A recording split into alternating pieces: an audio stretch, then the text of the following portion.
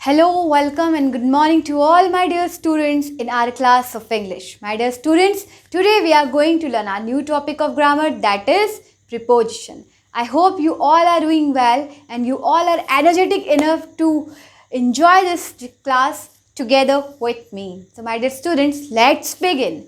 So let's see what actually a preposition is. Okay, तो नाम से जैसे आप लोगों को पता चल रहा है, प्रीपोजिशन मतलब जिसकी पोजिशन हमारे वर्ड से सेंटेंस के पहले हम सेट करते हैं to make our sentence meaningful and senseful and so that हम उसको एक परफेक्ट तरीके से क्या करें, रिप्रेजेंट कर सके. तो this is what we call as preposition. That means आप अपने नाउन, प्रोनाउन या किसी भी सेंटेंस के पहले एक पर्टिकुलर एडिटिव वर्ड वहाँ पे क्या करते हैं, ऐड करते हैं, और यही आपका प्रीपोजिशन कहलाता है. Let's see the definition of it. My dear students, the word preposition means placing before. देखिए जो मैंने आपको बताया, वर्ड प्रीपोजिशन का मतलब ये होता है कोई एक ऐसा शब्द जो आपके किसी सेंटेंस में किसी नाउन, प्रोनाउन या किसी पर्टिकुलर वर्ब के पहले आप क्या करते हैं, लगा देते हैं. इसी को हम क्या कहते हैं, प्रीपोजिशन. मतलब ऐसा शब्द जिसकी पोजीशन आपके किसी न किसी शब्द के पहले रखी जाती है, नाउन या प्रोनाउन के पहले आपके सेंटेंस पे रखी जाती है. इसी को हम क्या कहते हैं, प्रीपोजिशन कहते हैं. Now let's see ahead. It shows the relation between the noun and pronoun and the other word. Okay? तो ये आपका प्रीपोजिशन है. ये काम क्या करता है, ये आपके नाउन, प्रोनाउन और आपके सेंटेंस में जितने भी वर्ड्स आपने ऐड करे होते हैं उनको एक सेंस प्रोवाइड करता है, उनके बीच में एक रिलेशन प्रोवाइड करता है और आपका सेंटेंस जो होता है इससे काफ़ी मीनिंगफुल बन जाता है. चलिए अब हम देखते हैं कि हम प्रीपोजिशन को कैसे कैसे और कहाँ कहाँ यूज़ करते हैं. Okay, so there are total 16 kinds of preposition we are going to learn. How to use, where to use and why to use and what are the sense you have to use. कई बार क्या होता है, बहुत से लोग बहुत ज़्यादा confusion हो जाते हैं कि यहाँ पे in आएगा कि on आएगा कि for आएगा, और ऑब्वियसली बिल्कुल सिमिलर से चीज़ें होती हैं ये. तो कई बार इसके लिए आपको इसकी बारीकियों को याद रखना पड़ता है, जो मैं आपको इस लेक्चर में बताने वाली हूँ. तो let's begin with the uses of pronoun. The very first pronoun we are going to learn is at. Now let's see where do we use at exactly. हम at को कहाँ यूज़ करते हैं. तो here I have written is to show the exact time. जब आपको किसी action का, किसी काम का कोई एक एग्जैक्ट टाइम बताना होता है माय डियर फ्रेंड्स, तो आप यूज़ करते हैं वहाँ पर at.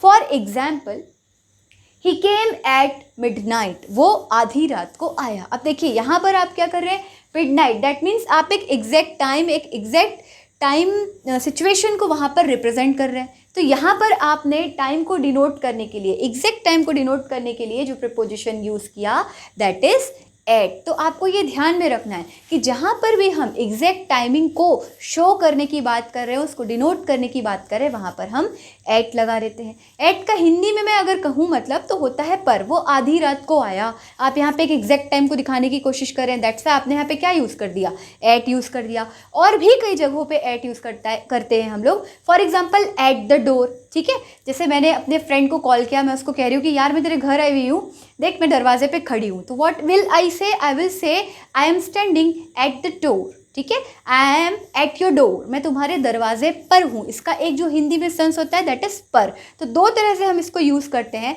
अगर आप कहीं पर खड़े, at the door, at the bus stop, इन सेंसेस में भी आप इसको यूज़ करेंगे. For example, Raj is standing at the bus stop. Raj जो है वो बस स्टॉप पे खड़ा है, वहाँ पर खड़ा है. सेम वैसे ही आप टाइम के रिस्पेक्ट में भी एट को यूज़ करते हैं. जैसे कि मैंने लिखा ही came at midnight. Now moving towards the next preposition that is in. इनको हम कहाँ यूज़ करते हैं, तो let's see. To show the total length of the time. जहाँ पर आपको आपके टाइम पीरियड की टोटल लेंथ दिखानी है माय डियर फ्रेंड्स, वहाँ पर आप यूज़ करते हैं in. Now let's see what is the example for it. We played in the evening. हम शाम में खेल कर आए. ठीक है, हम शाम को खेल कर आए. आप यहाँ पर क्या कर रहे हैं, आप अपने इस पर्टिकुलर टाइमिंग को, पूरी की पूरी लेंथ को दिखा रहे हैं कि पूरी शाम आप क्या करके आए हैं, खेल कर आए हैं. ठीक है, ऐसे फॉर एग्जांपल, मैं उससे पार्टी में मिला. यहाँ पर आप मे को डिनोट करने के लिए भी इनका यूज़ करते हैं. I met him in the party. मैं उससे पार्टी पे मिला, पार्टी में मिला. क्लियर. तो मे के भी यानी कि इन के भी यहाँ पे दो यूजेस होते हैं. The very first is the total length of time, जहाँ पर आपको समय का पूरी की पूरी एक लेंथ दिखानी है तो आप इसको यूज़ करेंगे। We played in the evening, और फॉर एग्जांपल मैंने आपको एक एग्जांपल दिया, जैसे कि मैं उससे पार्टी में मिला, तो यहाँ पर उसका सेंस क्या है कि आप अपने दोस्त से कहाँ मिल रहे हैं, पार्टी में मिल रहे हैं, ठीक है। तो I met him in the party, ठीक। फॉर एग्जाम्पल मैं मंदिर में पूजा करने गया, तो व्हाट विल बी इट, ठीक है। I went to temple to worship, या why I went in the temple to worship, ठीक। मैं मंदिर में पूजा करने गया। Okay, now coming back to the third one is that is for. For हम कहाँ पर यूज़ करते हैं, इसको बहुत ध्यान से समझिएगा। फॉर के दो मतलब होते हैं। The very first meaning I am going to tell you is for a period of time. यहाँ पर देखिए, अब आप टाइम के एक कंप्लीट पीरियड की बात कर रहे हैं, ठीक है। एक लंबे अंतराल समय की आप जब बात करते हैं तो आप वहाँ पर फॉर लगाते हैं, लेकिन यहाँ पर आप टाइम को कैसे डिनोट करते हैं, यहाँ पे आपका टाइम कोई स्पेसिफिक नहीं होता, आप उसको तुक्के में बोल देते हैं। लाइक दैट 10 साल से, लाइक दैट 2 दिन से, लाइक यहाँ पर आपने टाइम को क्या किया, डिफ़ाइन नहीं किया। तो जहाँ पर आपका टाइम का पीरियड डिफ़ाइन नहीं होता और आपको टाइम के पीरियड को शो करना होता है, वहाँ पर आप क्या यूज़ करते हो, फॉर यूज़ करते हो। फॉर एग्जांपल यहाँ पे लिखा है I have been teaching in this college for 10 years, मैं 10 सालों से इस कॉलेज में पढ़ा रहा हूँ। मोस्ट प्रोबेबली जब टाइम के पीरियड की बात की जाती है फॉर के केस में, तो माय डियर फ्रेंड्स ये आप यूज़ करते हैं generally present perfect continuous tenses में, इसको ज़्यादा यूज़ करते हैं आप। यहाँ पर देखिए आपने सेंटेंस भी वही लिखा हुआ है, I have been teaching in this college for 10 years, मतलब मैं यहाँ पर 10 सालों से क्या कर रहा हूँ, पढ़ा रहा हूँ। अब आपने क्या किया, उन 10 सालों के एक लंबे पीरियड के टाइम को यहाँ पर रिप्रेजेंट किया।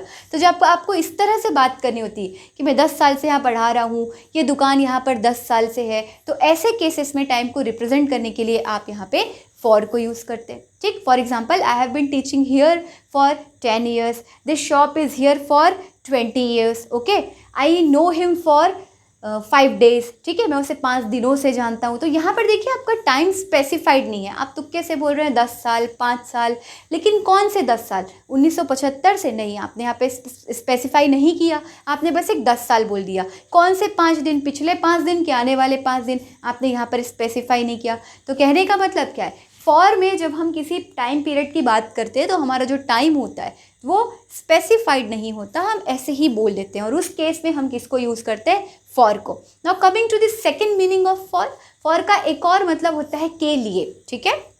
फॉर का एक और मतलब होता है, फॉर एग्जाम्पल मुझे बोला है मैं आपके लिए चॉकलेट लाई हूँ, तो मैं क्या बोलूँगी, I have brought chocolate for you, मैं तुम्हारे लिए चॉकलेट्स लेके आई हूँ, ठीक है। वह अक्सर तुम्हारे लिए आता है, ही always comes here for you, ठीक है, वो अक्सर तुम्हारे यहाँ आता है, तुम्हारे लिए आता है। तो जब आप तुम्हारे लिए के सेंस में भी बात करते हैं माय डियर फ्रेंड्स, तो आप फॉर को यूज़ करते हैं। अगर आप यहाँ पर टाइम के एक लंबे पीरियड को दिखाने की बात करते हैं तो भी आप फॉर को यूज़ करते हैं, और उस केस में मोस्टली जो सेंटेंस होता है वो आपके प्रेजेंट परफेक्ट कंटिन्यूस टेंस का सेंटेंस होता है। क्लियर।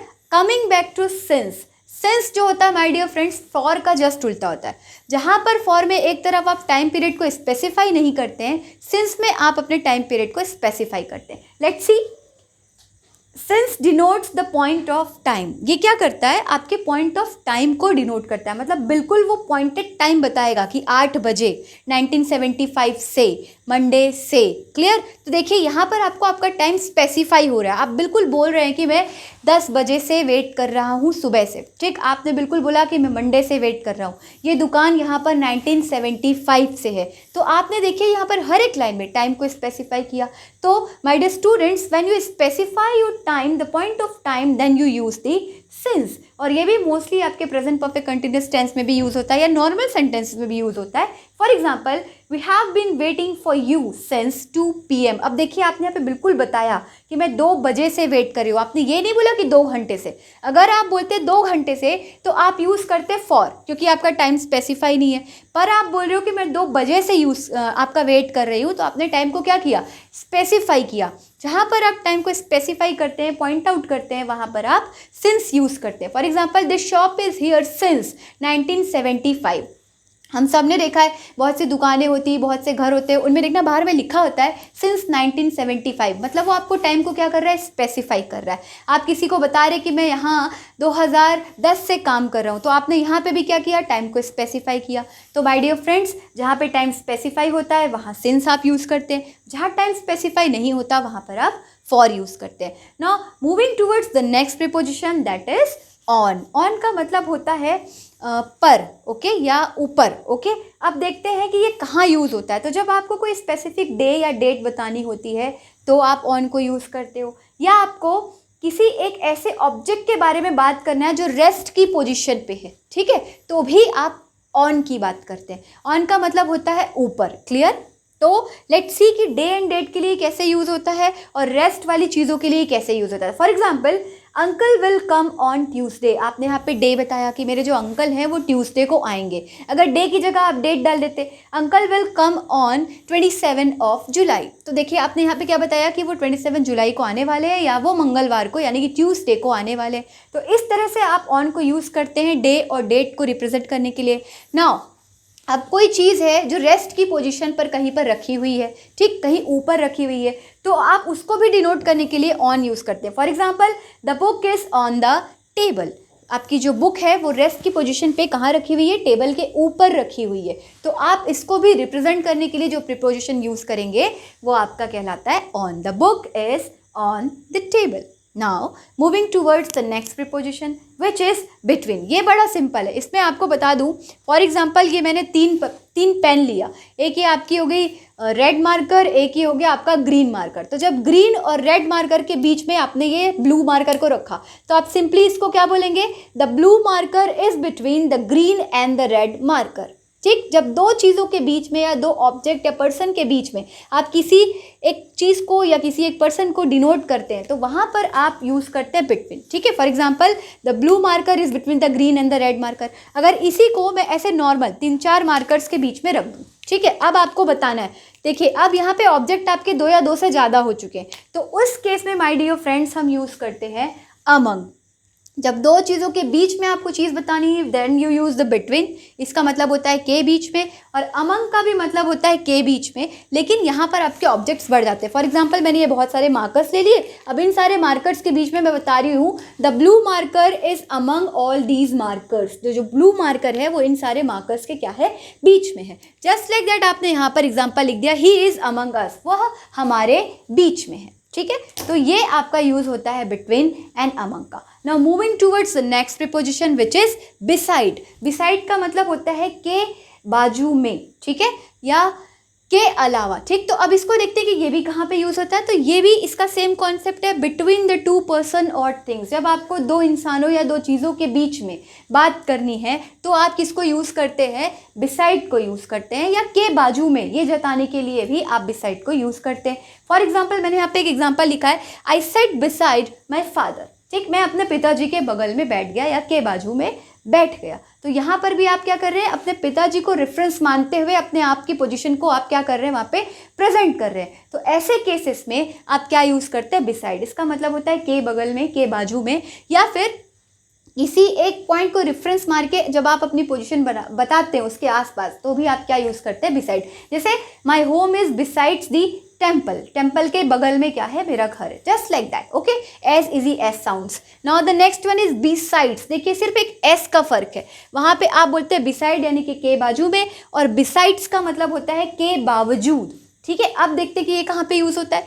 बिसाइड्स का मतलब होता है एज वेल एज और इन एडिशन टू, ठीक है। एज वेल एज मतलब यहाँ पर भी आप इसको यूज़ करेंगे, और इन एडिशन टू मतलब कोई चीज़ आपने एक्स्ट्रा में ऐड कर ली तो वहाँ पर भी आप यूज़ करेंगे। और सिंपल शब्दों में बताऊँ तो बिसाइड्स का मतलब होता है के बावजूद, ठीक है। जैसे फॉर एग्जाम्पल मैं आपको एक यहाँ पे एग्जाम्पल यहाँ पर मैंने लिखा हुआ है, besides raining he came here, मतलब बारिश के बावजूद वो यहाँ आया, ठीक। Besides all the critical situations of corona I pass the exam, ठीक है। कोरोना के कितनी भी खतरनाक परिस्थितियों के बावजूद मैंने अपना एग्ज़ाम क्या किया, पास कर लिया। तो के बावजूद वाले सेंस को दिखाने के लिए डियर फ्रेंड्स, जो स्टूडेंट्स आप यूज़ करते हैं बिसाइड्स, और के बगल में या के बाजू में, इस सेंस को दिखाने के लिए आप यूज़ करते हैं बी साइड, ओके। दोनों में फ़र्क है केवल एक सिंगल एस का और प्रोनाउंसिएशन का। Now coming back to the next preposition which is upon. अब देखिए ऑन और अपॉन में क्या डिफरेंस है। ऑन का मैंने आपको बताया था, जब कोई ऑब्जेक्ट आपका रेस्ट की पोजीशन में होता है तो आप ऑन को यूज़ करते हैं। जस्ट इसका उल्टा कर दीजिए, जब कोई चीज़ मोशन में है तो आप अपॉन को यूज़ करते हैं। फॉर एग्जाम्पल, यहाँ पे मैंने एक एग्जाम्पल लिया है, the cat sprang upon the sofa. बिल्ली ने क्या किया, सोफे के ऊपर उछला, ठीक है। बिल्ली सोफे के ऊपर से उछली, मतलब वो मोशन में क्या करके गई, सोफे के ऊपर से निकली, ठीक है। तो वहाँ पर आप क्या यूज़ करेंगे, जब कोई चीज़ मोशन में होती है किसी पर्टिकुलर ऑब्जेक्ट के ऊपर से गुजरते हुए, तो वहाँ पर आप यूज़ करते हैं the cat sprang upon the sofa.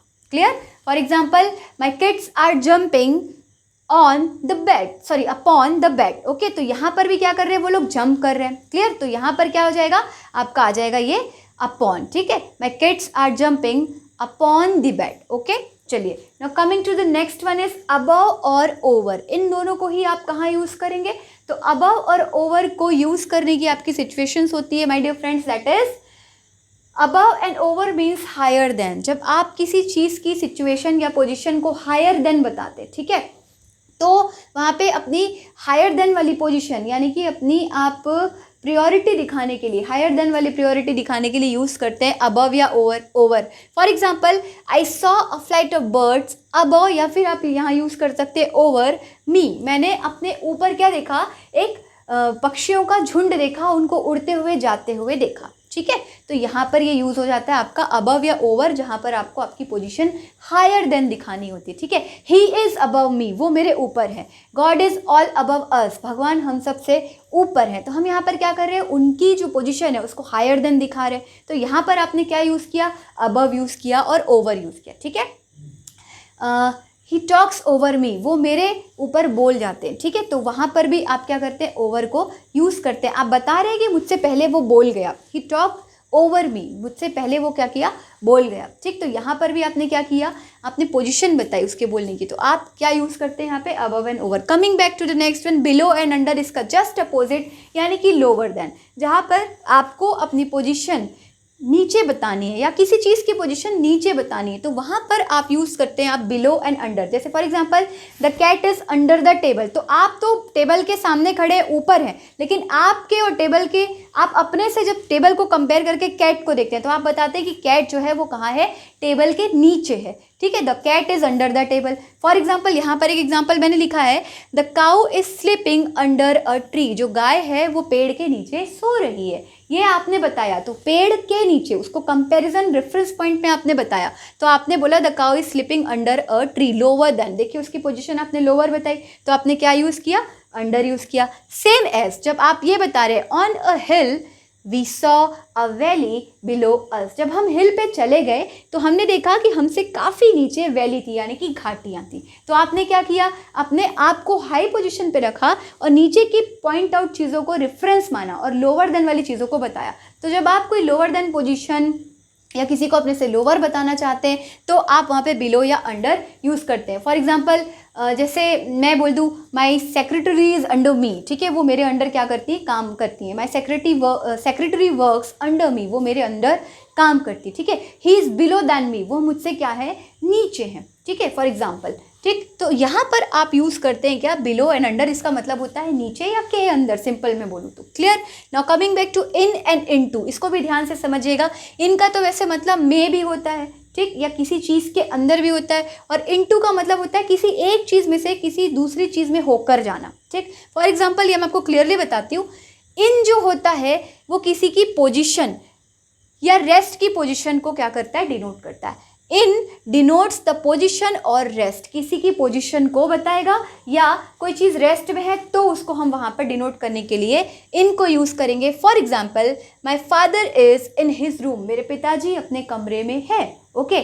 I am in the balcony, मैं कहाँ पर हूँ, मैं बैल्कनी में हूँ, ठीक। तो मैं पोजीशन बता रही हूँ कि वो कमरे के अंदर है, कमरे में है। तो उस केस में आपने अपने फादर की सिचुएशन को किससे बताया, इन से बताया। My father is in his room. अब देखिए यहाँ पर इनटू कैसे यूज़ होगा, तो इनटू जो होता है वो डिनोट करता है मोशन इनवर्ट्स को, मतलब कोई मोशन हो रहा है अंदर की तरफ, तो उसको डिनोट करने के लिए आप क्या यूज़ करते हैं, into, okay. For example, my mother went into her room, मेरी मम्मी जो है वो अपने कमरे में गई। अब देखिए वो क्या कर रही है, इनवर्ड मोशन हो रहा है, वो कमरे के अंदर क्या कर रही है, मोशन कर रही है। तो जब आपको इनवर्ड्स मोशन की पोजीशन या सिचुएशन दर्शानी होती है, बतानी होती है, in that case guys you use into, ठीक। As here we use my mother went into her room, clear. And here my father is in his room. तो ये आपका यूज़ होता है इन और इनटू का। इन का मतलब होता है में या उसके अंदर, और इनटू का मतलब होता है पर्टिकुलर पोजीशन से होते हुए किसी अगले पोजीशन में जाना। ठीक, तो inward motion. Coming to the next one is by and with. ये आप कहाँ कहाँ पे यूज़ करेंगे? Let's see. By is place before an agent with relates to the instrument with which an action is done. ठीक है, bye का मतलब होता है के द्वारा कोई एक्शन जब किसी इंस्ट्रूमेंट से हो रहा है तो उसको रिप्रेजेंट करने के लिए आप बाय बताते हैं। ठीक, अब देखते हैं एग्जाम्पल।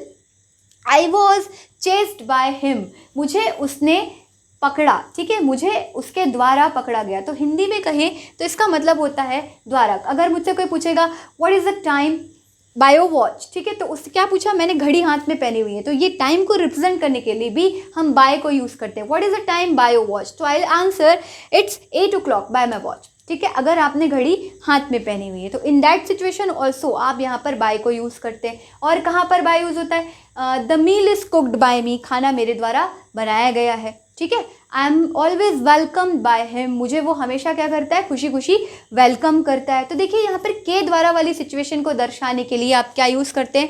बाय यूज़ करते हैं। अब हम बात करते हैं विथ की। तो विथ का मतलब होता है साथ या के साथ। अब हम देखते हैं कि ये कहाँ पर यूज़ होता है। So for example, vegetables were cut with a sharp knife, सब्जियों को एक तेज चाकू से काटा गया। ठीक है, तो यहाँ पर आपने क्या यूज़ किया? विथ यूज़ किया। Vegetables were cut with a sharp knife. ठीक है, तो यहाँ पर आपने यूज़ क्या किया?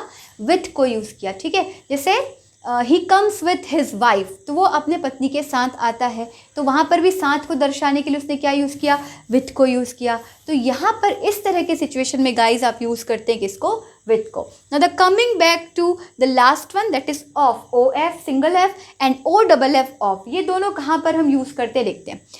Of relates to somebody and O double F off shows the separation. ठीक है, देखिए ऑफ जो होता है किसी चीज़ या किसी इंसान से आपका संबंध दर्शाता है। ठीक है, और जो ओ डबल एफ ऑफ होता है वो सेपरेशन दर्शाता है। तो पहले हम ऑफ को देखते हैं कि कैसे वो किसी के साथ हमारा रिलेशन दर्शाता है। तो let's see, my earring is made of gold, मेरी जो ईयरिंग है वो सोने की बनी हुई है। ठीक है, तो मेरा कान की जो ईयरिंग है वो सोने का बना हुआ है। तो का इस सिचुएशन को यानी कि इस संबंध को दर्शाने के लिए आप क्या यूज़ करते हैं? ऑफ को यूज़ करते हैं। ठीक है, for example, the biscuit is made up of the flower. ठीक है, आपने क्या किया है? आटे से बिस्किट को बनाया।